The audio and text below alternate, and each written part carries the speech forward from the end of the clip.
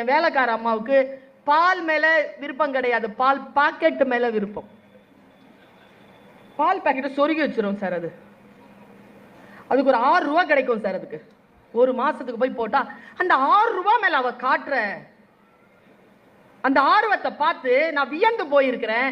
பல நேரங்கள் அவகிட்ட சொல்வேன், பா அப்படி சொருகாதுப்பா, கரப்பாம்பூச்சி வருதுப்பா, கரப்பாம்பூச்சி எனக்கு ஆகாதுப்பான்னு எவ்வளவு சொன்னாலும் அதை சுருட்டி சுருட்டி சுருட்டி சுருட்டி சொருகி வச்சுட்டே இருந்தா. ஒரு நாள் கரெக்டா 7:45 நான் காலேஜுக்கு கிளம்பணும். கரெக்டா 7 மணிக்கு வந்து பாக்கெட்டை சொருகி வச்சா பாருங்க, ஒரு சத்தம் போட்டேன். எவ்வளவு தரம் உனக்கு சொல்றது? ஒரு விஷயத்த சொன்னா உனக்கு புரியாதா? அறிவில்லை உனக்கு? சொல்லிட்டேனா? அது ஒன்றும் செய்யலைங்க. அந்த அம்மா இந்த புடவை எடுத்து ஒதுரி சொருகி வச்சுட்டு தான் நின்றுச்சு வந்து சமைக்கிறதுக்கு. ஒதுரிட்டு இனிமேல் நான் வரல அப்படி போயிடுச்சு. எங்க வீட்டில் என்ன கூப்பிட்டாருங்க, வா. என்ன டைம்? 7:10. அது ஒரு 7:45 போடுறது இந்த சண்டைய. இப்ப யார் சமைப்பா?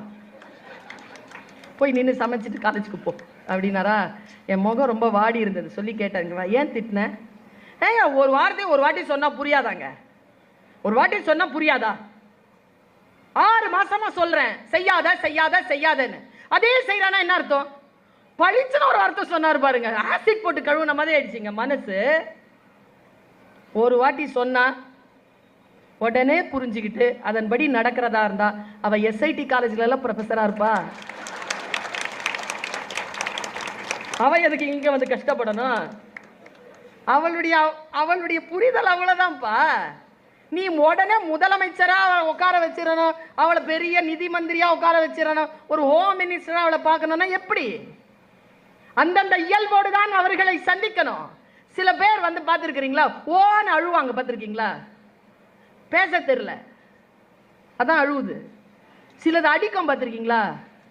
அந்த சனியனுக்கும் பேச தெரியல, அதனால தான் அடிக்குது. ரெண்டுமே ஒரே கேட்டகரி தான், அழறதும் அடிக்கிறதும். மொழி வரல.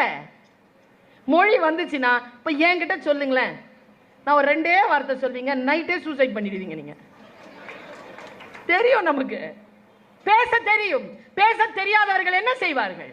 மொழியை முன்னால் இருக்கின்ற மனிதர்களுடைய மதிப்பை புரிந்து கொண்டுதான் அவர்களிடத்தில் நாம் பழக வேண்டும் என்பது எனக்கு சிந்தனை தான் சொல்லி தருகிறது.